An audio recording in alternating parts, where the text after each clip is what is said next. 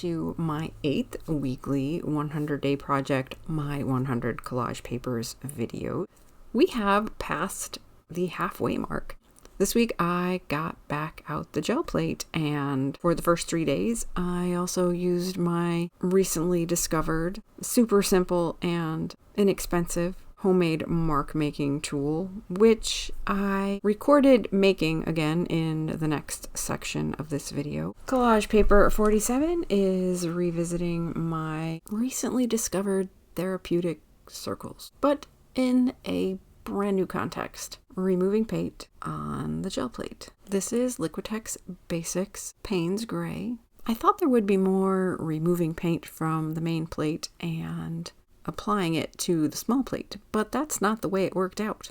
And that's okay. I didn't really think of it until the brush was becoming counterproductive. The paint was quite thick, so I decided to use an interesting roll-off sheet to take off a bit of excess paint. I was rubbing that very gently, which is why there was no earthquake. This looks kind of interesting. The next step is to let the Payne's Gray on the gel plate dry, as I will be pulling it with a colored layer. This is quinacridone magenta, and this tube is getting pretty empty, but I have more. Quinacridone magenta, phthalo blue, and cadmium yellow deep hue are my go-to 3 for my limited color palette when I tint tissue paper for collage, along with Payne's Gray to replace a black. No white, because I don't like the way it makes the tissue paper more opaque. This is cadmium yellow light hue. And let's speed up bringing these colors together. Still working on my skill at getting the color on my gel plate to be what I want it. Heavy cardstock, well applied to the paint and gel plate. Rolling off what's left on the brayer to the 5x7 gel plate. As it isn't thick enough for a pull, I add some cadmium yellow light hue. Here is something to be aware of when working with the brayer on the gel plate. When you get down to a certain thinness of paint, you will start pulling it back off with the brayer. I decided this was an interesting look, so I would pull it with some matte medium. This happens to be Golden Brand. Spread out well, as for any type of acrylic paint you use on the gel plate. Large index cards are almost perfect for this, as long as I can get them straight on. If they're a little sideways, well, you've missed the edge of the plate. I apologize on behalf of my frizzy curls. I like the color of this, and the marks are interesting. The main plate is ready to pull. I think this turned out pretty well. It's interesting. I wish I had preserved a bit more magenta and definitely more yellow, but I'm still liking these colors. And when I saw this pop up in my feed on Instagram, it reminded me of waves, and I thought, I should do a wavy one. In a very different color palette, of course. Which brings us to Collage Paper 48, which before I get started on, I thought it would be a good idea to share how I make the toilet paper tube mark making brush for anyone who had previously missed it. You may have noticed that I missed starting the camera altogether for the beginning of Collage Paper 47. Toilet paper tube mark making brush can't get much simpler. Cut a toilet paper tube in half and then cut short bristle type cuts around the edge. I am reasonably sure it is easier for me to make than it is for me to articulate. You won't need the entire circumference of the tube. So after you have gone, I don't know, an inch or 2, you can take a pause and roll it up and see what type of brush you would get. I ended up thinking this one needed a few more bristles. I wanted it a bit broader. I don't use any tape or anything to keep the handle together. I find it's just fine on its own. The bristles don't hold up long enough to be overly concerned with the integrity of the handle. As it was the look of Collage Paper 47 that inspired Collage Paper 48, I started with the same method, laying down a layer of Liquitex Basics Payne's Gray. Aiming for a layer that is thick enough, but not too thick. Thick enough to draw into, but not so thick that you lose your lines. So yes, thick enough and thin enough to draw in. There was quite a bit of paint left on the brayer. A handy crumpled index card made a fun piece of roll-off paper collage fodder. Time for my fun brush. Had forgotten to fluff up the bristles. Started with some waves, and I wasn't really getting into it. I didn't like the way the waves were working. I didn't like the way the brush was dragging. I'm not sure what I had cut. Not the best. I didn't like the look. I didn't like the feel. But the problem was probably less with the way the brush was cut than trying to make waves in one continuous motion. So I stopped trying to do that. But then I was struggling with having the waves placed in such a way that they were not too lined up, that they were crossing well. Waves just weren't going well. That was kind of fun. So I kept with that, but I continued to struggle with placement. Yes, this gets boring even at double speed, so let's skip ahead to the good part. Okay, so there's something else in the middle besides just the boring drawing, and it's taking this sheet of not so great and using it to gently pull up some of the excess. Yeah, that sheet is still not so great. I started my watery color palette with Liquitex Basics Light Blue Violet, speeding this up, Phthalo Blue, Brilliant Yellow Green. As I said, I am still working on my brayer paint spreading skills. Scrap paper to get off some of the excess first color so I don't end up overwhelming my other colors with it. It seems I continue to be determined to use Phthalo Blue on the gel plate because I really like it, but I still let it overwhelm most things. This did get a little more blendy, at least on this side, than I intended. However, you can still see how some green is spread through, and I'm hoping for the best. Removing Earthquake, applying cardstock. I will get back to a better setup after, the room that's becoming my studio is more settled. And here are the results. I like how the blue violet blended with the phthalo blue to create a turquoisey look. But yes, this is a little blendier than I intended. I decided to work on my gradient skills for Collage Paper 49, starting with Brilliant Yellow Green. I also decided to do this as a single pull instead of layered. Speeding things up, and my second color is Payne's Gray. Roll off sheet. If there's interest at the end of the 100-day project, I could start making some real-time videos with fewer projects crammed together. There's also the possibility of doing some lives where you could perhaps join along and make the art with me. Or just watch and perhaps even throw in questions as we go.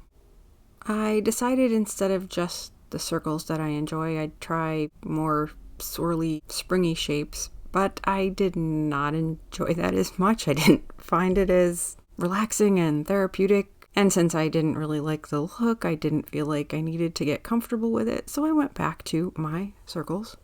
I like how wonky this brush was. I do need to order some new brayers soon. My medium one has 2 gouges out of it. I have no idea how that happened, but one has been there quite some time, and my large brayer is slightly bowed, so I don't have great contact in the center. My brush was getting pretty worse for wear by this point. Since this is a single pull, there is no drying time. I had realized, but forgot to mention, that I knew that I'd gotten a little much Payne's gray, so there's more of that than the green, but I like this. For Collage Paper 50, I decided to revisit image transfers because they are so fun and satisfying when they work. I also had a different magazine from the library where I work, a Harper's Bazaar. I'll be comparing the Harper's Bazaar with the only other magazine I have tried so far that works well, Town and Country. High contrast image and a very thin layer of Liquitex Basics acrylic paint, in this case, Payne's Gray. After I had done a few image transfers this week, I saw a reel from Drew Steinbrecher, who applies his images gently and then lets them sit for a few minutes. The method that has been working for me is firmly applying, first with my hands, and now I also use the brayer. I don't let it sit any extra time lest it dries and doesn't pull. This pull came out awesome. I was so excited to see this one. While it dried, I got out my 5x7 plate and an image from Town and Country, tore it down to size, and then applied my thin layer of Liquitex Basics Payne's Gray. Apply my image and use my same process. I'll try Drew's again sometime. It didn't work so well this week. Another good image transfer from Town and Country. And image number 1 is dry enough to start applying paint. Phthalo blue in the corner. I love using phthalo blue. I love how it blends with my yellow and my magenta, but I do have a tendency to let it get out of control on the gel plate. So trying to be more cautious this time, because too dark of a background destroys an image transfer. If you caught this week's short, you know it got a little out of control. Here's my quinacridone magenta. Again, trying to keep too much of the darker color from the areas where I want the Payne's Gray from the image transfer to show. Cadmium yellow medium hue. And I still had too much blue on my brayer because I forgot to roll it off, even though I was trying to be cautious. So yes, this definitely has way more green than was intended. Definitely way more of a dark green than intended. Added more yellow. And realizing I just plain have too much paint altogether. Kept rolling off greens. And as I mentioned previously, you do get to a point where you start pulling paint back off with a clean brayer, which you can see happening here. So this isn't going quite as I had intended, and the paint isn't going to come out looking exactly as I'd hoped. Well, not that I hadn't exactly, because it's not an exact science, but look at her face. It is more blotchy because as you have too much paint, you're not really moving the paint closest to the plate anymore. You're only squishing around the paint closest to the surface. I am getting the paint down thin enough that there wouldn't be enough for a good pull. So I do add some yellow, which will hopefully also lighten things up. So she will be visible after I pull her image. Make sure my cardstock is well applied, and while it dries, I will add my paint to the small plate. Starting with gold for a glow. The 5x7 unfortunately went a bit more sideways than the 8x10, but I will say that the grungy effect I ended up with is definitely interesting and worth exploring more intentionally. After the gold, I used phthalo blue, quinacridone magenta, and cadmium yellow medium hue. I ended up with such a thin layer of paint, I decided to pull it with Liquitex matte medium. Both matte and gloss mediums work for pulling paint from the gel plate. Very convenient. Continuing with cardstock. And it is time to pull the 8x10 Harper's Bazaar image transfer. As expected, it's a little dark. I would have preferred to keep the transfer a little clearer, but it's still interesting and you can still see her.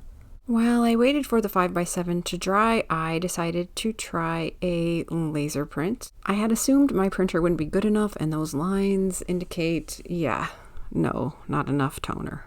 And that's why there is no video with a laser print this week, because the ones from work didn't work either. So let's put back the one that did and move on to the pull of the 5x7 plate. As I mentioned, this one has a significant amount of grunge, but it's kind of interesting. I don't think I had let the original transfer paint dry enough. Moving on to Collage Paper 51, which is another image transfer, but experimenting with using fluid acrylic instead of my regular tube acrylic. Liquitex Basics Mars Black. If you've been around a while, you have probably heard me mention how the Mars Black is a blacker black than the ivory black I have in a tube. As I mentioned in this paper's short, fluid acrylics are more likely to separate on the plate. So I knew it would be different. And as it is squishier and already moving under the paper, I was gentler. Not so much earthquake with this one, at least to start, and I did end up getting out the brayer because it felt like it needed it. Definitely different from my typical paint, but also definitely interesting. I actually did Collage Papers 51 and 52 at the same time while the fluid acrylic dried. I decided to experiment with my typical Liquitex Basics, but in titanium white. I forgot to clearly show the image, but I had torn it down to size, relatively, and same process. And it worked, of course, but I do find the effect creepy. Plate number 1 is dry, and I again started with some gold, then quinacridone magenta, aiming to keep this one warmer and lighter, more magenta, and cadmium yellow medium hue. I'd like to get some deep orange, but also maintain some of the magenta and definitely some of the yellow. But again, I say it is an imperfect science, and I am definitely imperfect at it. But that's looking pretty gorgeous.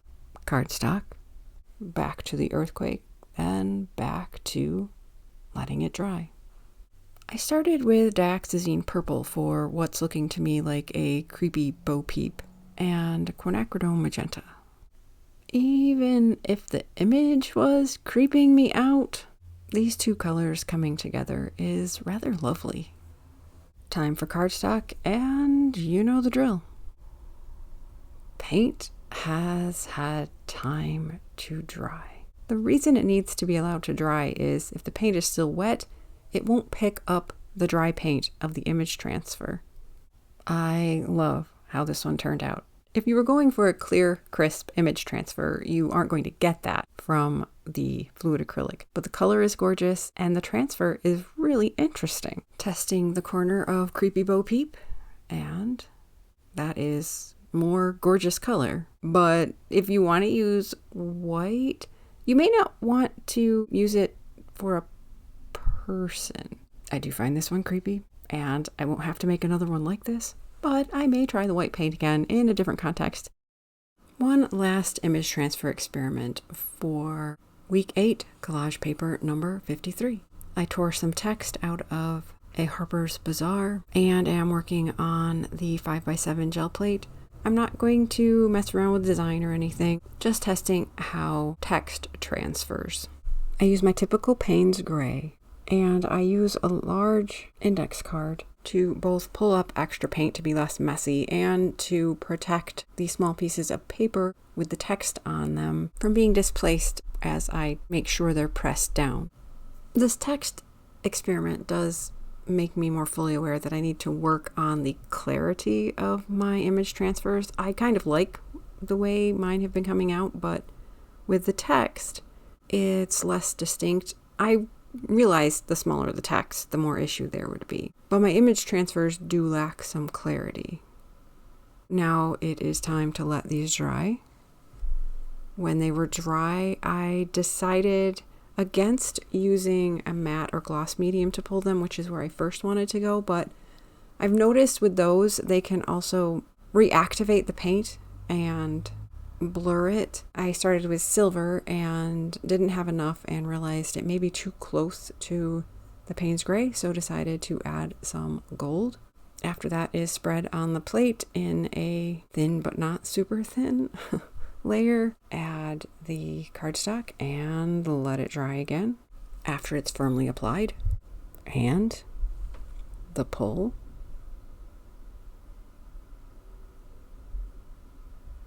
It's an interesting look, but if you want more clarity, yes, I am going to work on more clarity, but at the same time, I also like this, except for the smaller print being rather difficult. But my eyesight is not what it used to be either. As I've mentioned about typically using text as just collage fodder, I prefer it to be less visible anyway.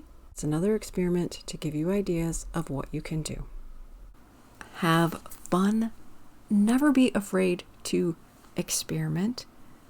If this video has left you feeling creative, give me a thumbs up. Don't forget to subscribe. I will be back next Wednesday with another My 100 Collage Papers video. Every day with a collage short, at least for 100 days. And we're at 54. And on Sundays, I continue my Better with Art prompts.